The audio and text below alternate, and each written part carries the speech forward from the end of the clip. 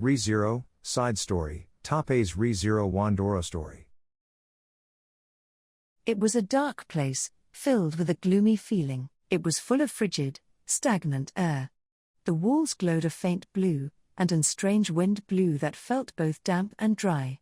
That was most likely an atmosphere molded to the views of those that dwelt here. In the area shown by thin, blue-white light, a sound endlessly resonated.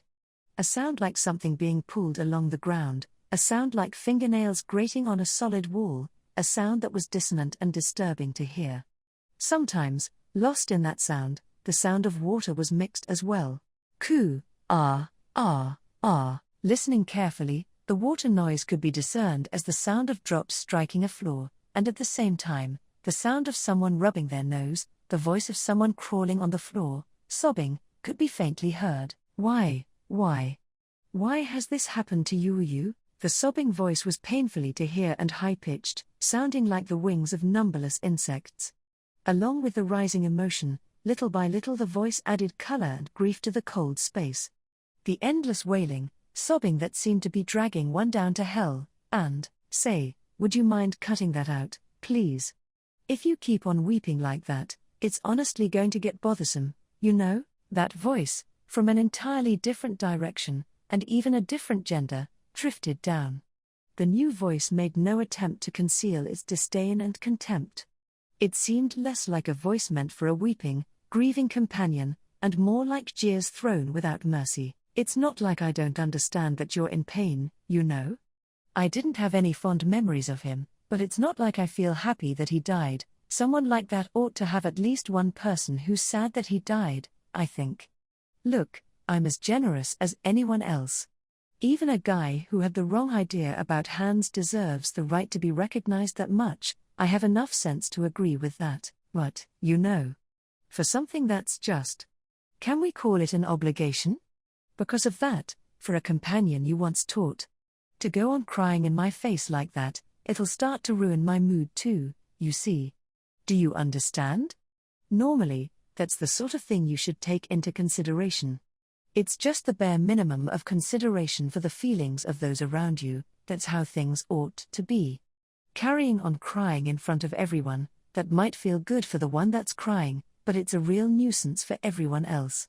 Even the one who died, it's like you're tarnishing their honor after they died, isn't it?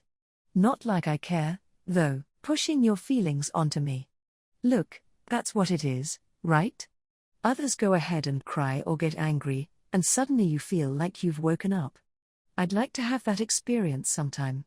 With you crying like that, isn't it like you've robbed everyone else of their right to feel sad? Really, if I happen to somehow be in a position to feel sad that he died, did you think about that? You didn't, did you? That sort of thing?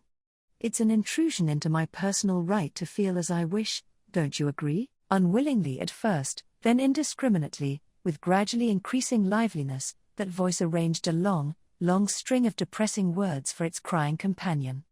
The words at the end were angry, an inevitable explosion of gloomy feelings. Regardless, indeed, if this wasn't a conversation over mirrors, you would be in pieces by now. I really think you ought to be grateful to me that it didn't turn out like that. Not that I need the thanks. I'm quite satisfied with the modest happiness I have from day to day. Even holding on to the things I wasn't happy to receive, I have no intention of causing unnecessary trouble. I'm just living the simple life here, passing time with my beloved wives. The voice continued as it pleased, and then finally cut off the conversation there. Except, just before the conversation ended, number 122. Just now, you looked frightened, didn't you? It said, showing it had completely shifted its focus from the conversation. Just after that, as a sound of incredible destruction rang out, the mirror signal cut off. What happened on the other side of the mirror was unknown.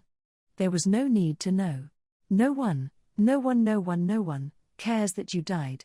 Why is it? Why is it so?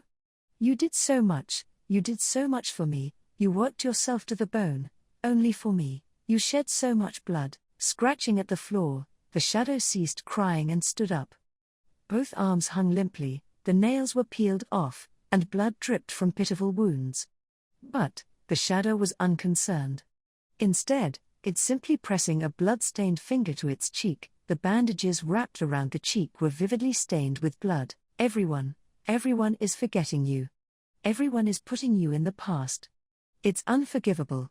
It's absolutely unforgivable. With glittering, abnormally opened, blood-stained amethyst eyes, it stared straight ahead. There, an oddly colorful thing in this gloomy place, was an altar, of sorts. Considering the situation of the shadow, the existence of the altar was certainly no surprise. Originally, the shadow's position was that of worshipping a certain entity. But, what should have been on the altar was unrelated to that position, and at the same time, no less horrible. The boxes decorating the strange altar all gave off a different impression. Your nails, your hair, your bones, flesh and blood, spirit and everything else. Walking to the altar, the shadow opened the lids of the boxes. Simultaneously, a clear odor mixed into the strange air filling the space. A horrible smell, that someone with normal nerves would turn their head and immediately flee from. The shadow inhaled it with a desolate expression. The boxes were greedily upended. The shadow licked everything that fell from them, and took everything into itself. Enduring beyond endurance, breaking the taboo it had resisted by willpower alone, mixing the contents of the boxes with itself. Thank you, I'm sorry. With this, you and I can be one. Entranced, without the outbursts from before, the shadow whispered only that. The boxes were hurled away. Tumbled on the floor, they suddenly burst into flame. The flames caught on the altar as well, and the scenery in the cave that could not be seen in the dim light before, was vividly revealed. Countless bones were arranged on the altar. There were dried corpses, wrapped in vestments, as well. There were more than any sane person would want to count. Things that a certain entity had inhabited, then discarded were, by and large, gathered here. All of them were consumed in the flames, and suddenly vanished, along with the terrible scent. In the space lit by the swaying flames, the shadow, a phantom wrapped in bandages, swiftly began walking. It turned its back to the altar, to the smoldering remains of its loved one, without any sign of concern. After all, there was no need. Such things are unnecessary. It was going to reclaim that person, after all. Someday, as it was itself lifted up from hell, it would do the same. Please wait for me. I will never say I've lost you, after all, because you are my dear, most beloved, Betelgeuse Romane Conti.